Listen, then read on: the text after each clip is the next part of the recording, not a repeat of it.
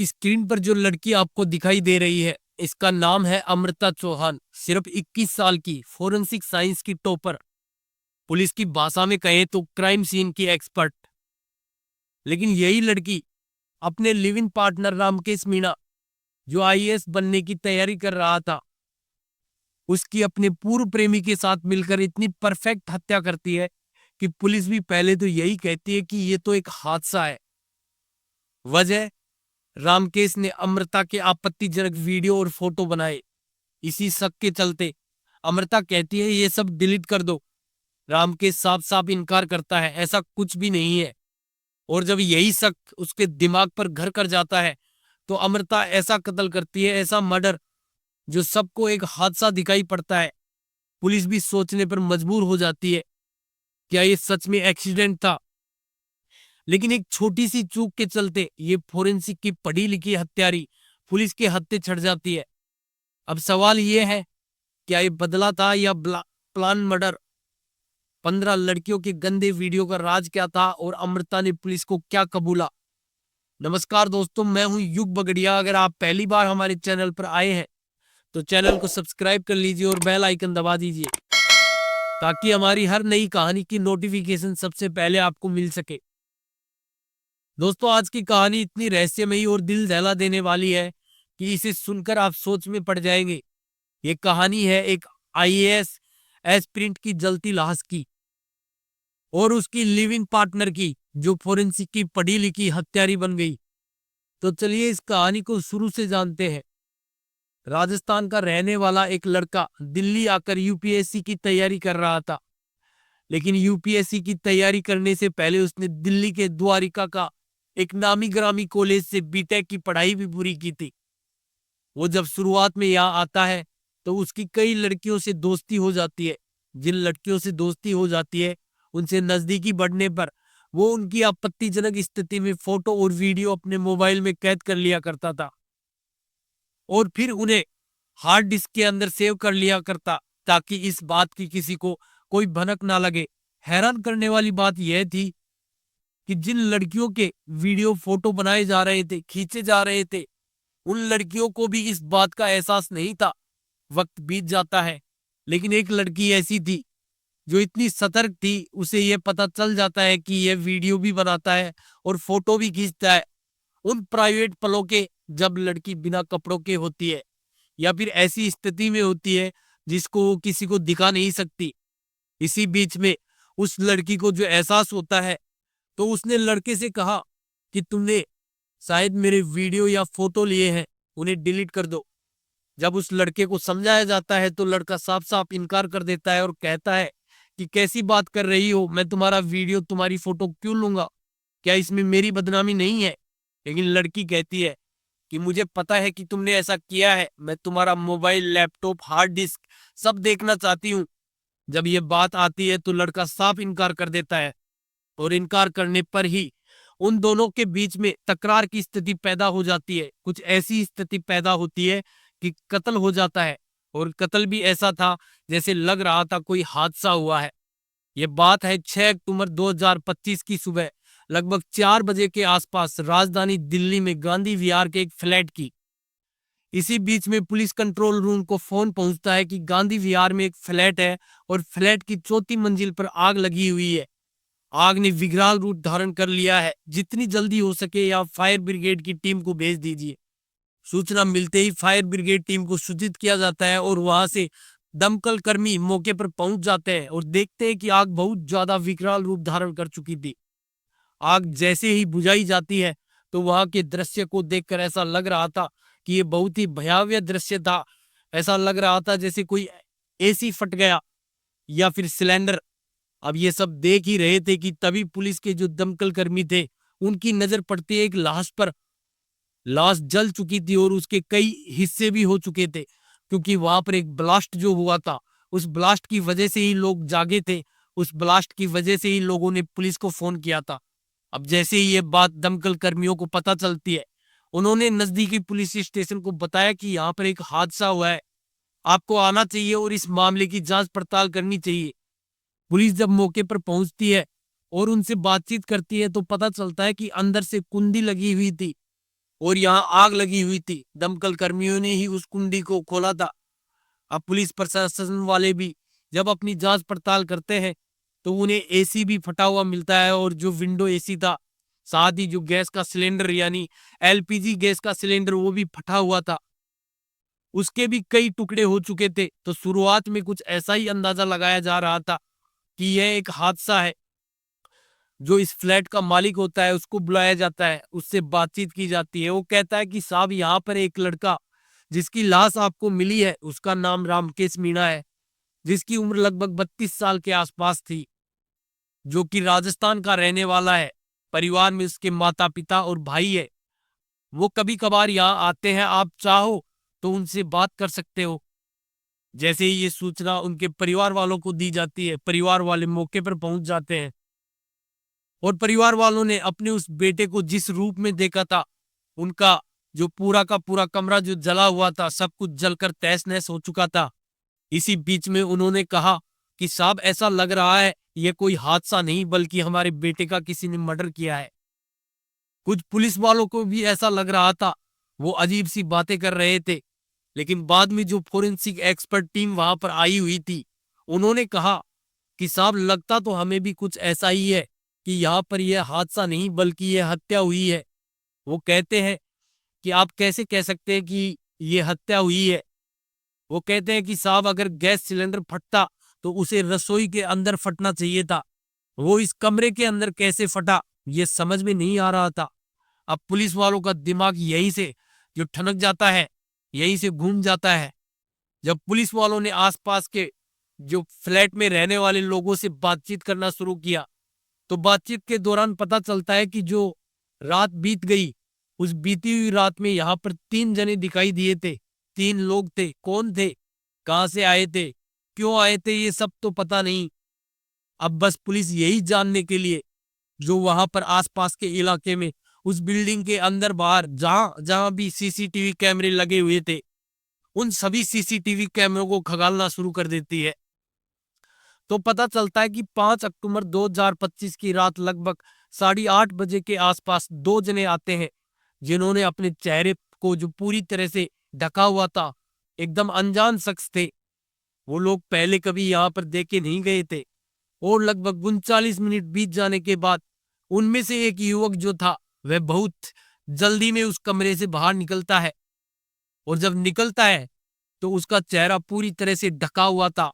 बस उसकी कद काठी दिखाई दे रही थी। आखिरकार वो कौन था, कहां से था, पुलिस अब इस बात की जांच पड़ताल में लग जाती है, और सीसीटीवी कैमरे की जो आगे की बाकी की फुटेज थी उसको भी देखना शुरू कर देती है। तो पता लगता है कि 6 अक्टूबर 2025 की सुबह लगभग 2:57 के आसपास के वक्त पर, जैसे रात 8:30 बजे 39 मिनट बीत जाने के बाद एक लड़का बहुत तेजी के साथ निकलता है। ठीक 2:57 के आसपास 2 जने बहुत तेजी के साथ उस कमरे से बाहर निकलते हैं, और उनके भी चेहरे ढके हुए थे। कौन थे, कहां से आए थे? अब ये अंदर गए तो 2 थे, लेकिन 3 निकल कर आ रहे थे। ये बात जो आसपास के लोगों ने बताई थी कि 3 लोगों को देखा था, ये बात बिल्कुल पुख्ता हो जाती है। अब मकान मालिक हो या आसपास के लोग हो, सबको ये दिखाया जाता है कि क्या तुम इन तीनों में से किसी को पहचानते हो, क्योंकि चेहरे दिख नहीं रहे थे। लेकिन कद काठी से पहचानने की जब कोशिश की जाती है तो एक शख्स ने कहा, अरे मैं इसे जानता हूं, इस लड़की का नाम है अमृता चौहान, उम्र जिसकी लगभग 21 साल के आसपास है। यह तो इस रामकेश मीणा के साथ ही तो रहती थी। बस इतना था कि पुलिस ने सबसे पहले उसके मोबाइल नंबर पर कॉल किया, लेकिन उसका नंबर स्विच ऑफ आ रहा था। अब जब नंबर स्विच ऑफ आ रहा है तो पुलिस फिर से जांच पड़ताल में जुट जाती है, आखिरकार वो लड़की कहाँ है, कहाँ नहीं है। तो उसके मोबाइल की सीडीआर, उसके मोबाइल की लोकेशन निकलवाई जाती है। सीडीआर से पता चलता है कि यह तो इस लड़के से काफी बात करती थी और इसी के साथ यहीं रहती थी, लेकिन फिलहाल उसकी लोकेशन बंद थी। तो उस लड़की के बारे में जब और जानकारी जुटाने की कोशिश की गई तो पता लगता है कि वह उत्तर प्रदेश के मुरादाबाद जनपद में थाना कटघर के आसपास के इलाके की वो रहने वाली होती है। पुलिस की टीम अब उसके घर की तरफ जाती है, पीतल नगरी यानी कि मुरादाबाद में जाती है, कटघर थाना क्षेत्र में। यहाँ जाने के बाद जब उस लड़की के बारे में पता किया जाता है तो घर वाले निकल कर आते हैं और कहते हैं कि हम उस लड़की को नहीं जानते। माँ और बाप ने उसे पहचानने से साफ इनकार कर दिया। उन्होंने एक अखबार की कटिंग दिखाई। कटिंग दिखाने के बाद कहा कि 8 जुलाई 2024 को हमने अपनी बेटी को बिल्कुल अपनी चल अचल संपत्ति से बेदखल कर दिया है। दरअसल उनकी जो लड़की उनके कहने में नहीं थी और उसका जो चरित्र था वो ठीक नहीं था, इसलिए उनका कहना था कि हम उससे कोई किसी तरह का संपर्क कुछ भी नहीं रखना चाहते। अब पुलिस के पास एकमात्र रास्ता था। घर वाले भी हाथ खड़े कर लेते हैं। लड़की कहाँ है, फोन स्विच ऑफ आ रहा है, किसके पास गई है। जब पुलिस को कुछ समझ नहीं आता तो जितने भी रिश्तेदार थे, जितने भी लोग उनसे संपर्क उसके जो संपर्क में थे, सभी से पूछताछ की जाती है, लेकिन उसका कुछ पता नहीं चलता। 6 अक्टूबर 2025 की यह वारदात थी और उसके बाद धीरे धीरे करते करते जो वक्त ऐसे ही जा रहा था, लेकिन 18 अक्टूबर 2025 को दिल्ली के छतरपुर से पुलिस को लोकेशन मिलती है। एक मुखबिर कहता है कि जिस लड़की को आप तलाश कर रहे हैं वो मिल गई है। अमृता चौहान आखिरकार पुलिस के हत्थे चढ़ जाती है। जब वो पुलिस के हत्थे चढ़ जाती है तो पुलिस उससे पूछती है कि जो कहानी है उसे हम जानना चाहते हैं। जब तुम उसके साथ लिव इन रिलेशनशिप में रह रही थी तो अचानक से कैसे गायब हो जाती हो। इससे साफ जाहिर होता है लग तो वो हादसा ही रहा है, लेकिन कहानी क्या है हम तुम्हारे मुंह से सुनना चाहते हैं।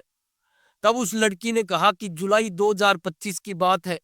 नोएडा में एक जो कॉरपोरेट कंपनी होती है वहां पर उसने रिसेप्शनिस्ट की नौकरी के लिए एक आवेदन किया था और वहां से उसकी इंटरव्यू की कॉल आ जाती है।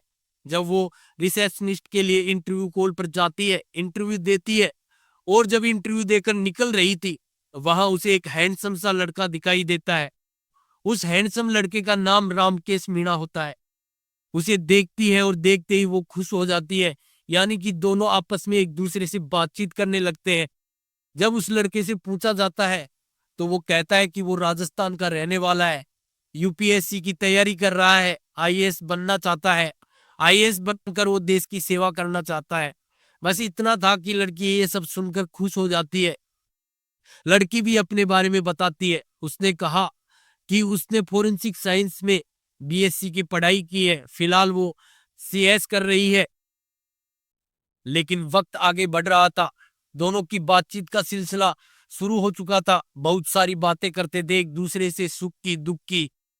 तब उस लड़के ने कहा अगर तुम्हें कोई ऐतराज ना हो तो क्यों ना हम दोनों साथ साथ रह ले। मैं भी यहाँ अकेला रहता हूँ, आप भी अकेले रहते हो। अब इन दोनों की जो सहमति बन जाती है। अगस्त 2025 में वो ऐसे रहने लगते हैं जैसे पति और पत्नी की तरह, यानी एक दूसरे के साथ वो दोनों लिव इन रिलेशनशिप में रहना शुरू कर देते हैं। अगस्त का पूरा महीना बीत जाता है, सितंबर का भी पूरा महीना बीत जाता है, लेकिन जब अंतिम सप्ताह चल रहा था तो अमृता चौहान की नजर पड़ जाती है इस रामकेश मीणा की कुछ हरकतों पर। रामकेश मीणा को देखकर कहती है मुझे ऐसा लगता है कि तुम मेरा जो चोरी से वीडियो बनाते हो, जब वो नग्न अवस्था में होती है, बिना कपड़ों के होती है, चाहे वो बाथरूम के अंदर हो या फिर कमरे के अंदर, ऐसा मुझे कई बार भी फील होता है। क्या ये बात सच है? जब उस लड़की ने इस लड़के से यानी रामकेश मीणा से ये बात पूछी, रामकेश मीणा एकदम से सक पका जाता है, परेशान हो जाता है। लड़की को यकीन हो चला था कि हाँ इसने उसका वीडियो बनाया है। उसने कहा कि जो भी तुम्हारे पास वीडियो है बस उन्हें डिलीट कर दो और मैं तुमसे कुछ नहीं चाहती, मेरा तुमसे कोई झगड़ा नहीं है, कोई फसाद नहीं है, लेकिन अगर तुम इन्हें रखोगे तो फिर यह बात सही नहीं है। वो लड़की बार बार रिक्वेस्ट करती है, बार बार रिक्वेस्ट करने के बाद बात नहीं बनती तो वो गुस्से में भी आने लगती है। उस लड़की ने तमाम कोशिशें की, लेकिन तमाम कोशिशों के बावजूद वो नाकाम हो जाती है। लड़की बार बार यही कहती है। उसके बाद लड़की अपने जो मुरादाबाद जाती है और मुरादाबाद में उसका एक प्रेमी होता है जिसे वो मुरादाबाद में छोड़ के चली आई थी, और जब वो दिल्ली में आई तो एक नया प्रेमी बना लिया। उसके पूर्व प्रेमी का नाम होता है सुमित कश्यप, और Sumit Kashyap LPG gas cylinder जो होते हैं जो घर घर में बांटा करते हैं उसको वो बांटने का काम करता था। वो रहने वाला होता है मुरादाबाद के जो बंगला गांव का। उसको जाकर रोते हुए वो अपनी पूरी कहानी बताती है कि हमारी मुलाकात एक लड़के से हुई थी। वह आईएएस ऑफिसर बनना चाहता था और उसने उसकी जो कुछ गंदी पिक्चर, गंदी फोटो ले ली। मैं उससे वापस मांगती हूँ तो वो सब मना करता है। क्या करूँ, कुछ समझ नहीं आता। तो उसका दोस्त जो पूर्व प्रेमी होता है सुमित कश्यप, कहता है कि बिल्कुल परेशान होने की जरूरत नहीं है। उसके बाद जो सुमित कश्यप होता है वह अपने दोस्त संदीप कुमार से बात करता है। संदीप कुमार जो फिलहाल संविदा कर्मी होता है, पुलिस लाइन में नौकरी कर रहा है। साथ ही उसने जो एमएससी की पढ़ाई की हुई है और जो सीजीएल की तैयारी कर रहा है ताकि उसे एक अच्छी नौकरी मिल जाए। वो कहता है कि यार कोई दिक्कत नहीं है, उसके पास चलते हैं, बातचीत करते हैं। बातचीत करने के बाद उसके फोटो वीडियो जहां भी उसने सेव किए हुए हैं, चाहे वो मोबाइल में हो, लैपटॉप में हो या हार्ड डिस्क में, कहीं भी होंगे, उसे कहेंगे कि उसे डिलीट करो। नहीं करेगा तो उसे पुलिस के पास ले जाएंगे। इस तरह तीनों में आपस में बातचीत होती है और फिर वो तीनों दिल्ली जाते हैं। दिल्ली जाने के बाद उस लड़के से बातचीत करने से पहले उन्होंने उस घर के हर एक हिस्से को देखना शुरू कर दिया, क्योंकि वो भी तो उस कमरे में ही रहती थी। उसके लैपटॉप को ढूंढा, उस हार्ड डिस्क को ढूंढा, लेकिन कुछ नहीं मिलता। जब सफलता नहीं मिल पाती है तब उसके बाद अगले दिन उस लड़के से बातचीत करते हैं तो लड़का एक विरोध वाली अवस्था में आ जाता है। विरोध वाली सिचुएशन में था तो उसे पकड़ा जाता है, पकड़ के कुर्सी पर बिठाया जाता है और उसके हाथ पैर जो होते हैं वो बांध दिए जाते हैं। उससे कहा जाता है कि जो भी तुम्हारे पास वीडियो फोटो है वो सब के सब हमें दे दो, डिलीट कर दो, या हमारा तुमसे कोई झगड़ा नहीं है, कोई फसाद नहीं है। लेकिन वह कहता है कि मेरे पास ऐसा कुछ भी नहीं है। यहाँ पे जिद होने लगती है और जब जिद जिद बहस ज्यादा होती है तो वे उसके साथ मारपीट भी करना शुरू कर देते हैं। मारपीट होने के बाद भी रामकेश मीणा यह बताने को तैयार नहीं था कि आखिरकार ऐसा कुछ है।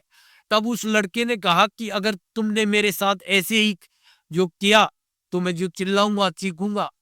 ये 5 अक्टूबर 2025 की रात की बात है। जब चीखने चिल्लाने की बात आती है तो उसके मुंह में वो कपड़ा ठूस देते हैं और कहते हैं कि हमारी कोई दुश्मनी नहीं है भाई, तुम हमें ये जो वीडियो और फोटो तुमने इस अमृता चौहान के लिए है वो वापस कर दो, डिलीट कर दो, खत्म कर दो। लेकिन जो उसका दोस्त होता है वो साफ साफ इनकार कर देता है, मना कर देता है कि मेरे पास कुछ भी ऐसा नहीं है। बार बार यही सब सुनकर सुमित कश्यप को जो गुस्सा आ जाता है और वो एक मोबाइल का जो चार्जर होता है उस चार्जर की लीड से उसका गला दबाता है और गला दबाकर उसकी हत्या कर देता है। और जैसे ही हत्या होती है उसका जो साथी संदीप कुमार संविदा कर्मी होता है जो सीजीएल की तैयारी कर रहा था, उसके बाद वो वहां से मौका पाते ही भाग जाता है। कहता है कि यहाँ तो हम किसी और काम के लिए आए थे लेकिन तुम तो कुछ ज्यादा ही हद से आगे बढ़ गए हो। वो वहां से भाग जाता है डर की वजह से। अब यहाँ पर रह जाते हैं पूर्व प्रेमी सुमित कश्यप और जो उसकी प्रेमिका थी अमृता चौहान। यहाँ रहने के बाद वो कहते हैं कि अब करे तो क्या करे। तभी वो प्लान करते हैं, क्योंकि जो लड़की फोरेंसिक की पढ़ाई की हुई थी उसे सब पता था कैसे सबूत जुटाए जाते हैं, और जब सबूत होंगे ही नहीं तो फिर कैसे कोई उन्हें पकड़ सकता है। इसकी प्लानिंग करते हैं और प्लानिंग करते करते उन्हें रात के लगभग 6.5 घंटे का समय बीत जाता है और एक परफेक्ट प्लानिंग करते हैं। वो जो लाश अभी तक बंधी हुई थी उसको खोलते हैं, उसको आराम से उसकी जो चारपाई पर लेटाते हैं। घर के अंदर जो घी रखा हुआ था, घर के अंदर जो तेल रखा हुआ था, उन्होंने पेट्रोल का इंतजाम किया और उसकी बॉडी पर उन्होंने चारों तरफ से वह डाल दिया। उसे डालने के बाद घर के अंदर जो भी उस लड़के की पढ़ाई करने वाली मोटी मोटी किताबें थी या पतली किताबें, सब किताबें लाते हैं और उन किताबों के ऊपर उसे लिटाते हैं।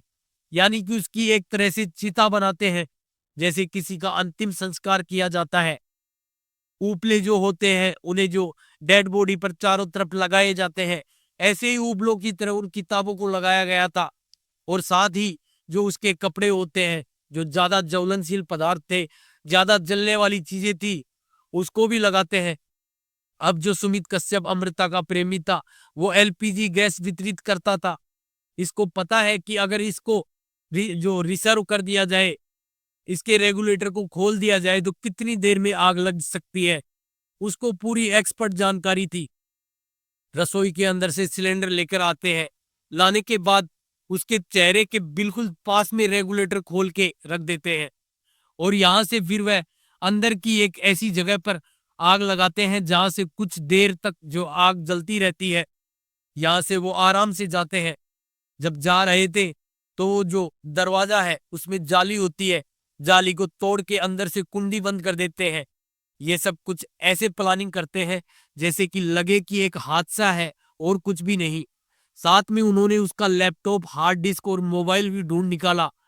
उन्हें लेकर वहां से आराम से चले जाते हैं और बाहर बहुत तसल्ली के साथ बैठकर इंतजार करते हैं।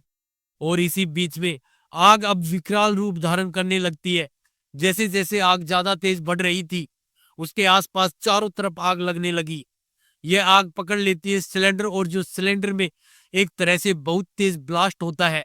जब ब्लास्ट होता है तो आसपास के लोगों को इस बात की घटना का पता लग जाता है। तभी पुलिस को फोन किया जाता है।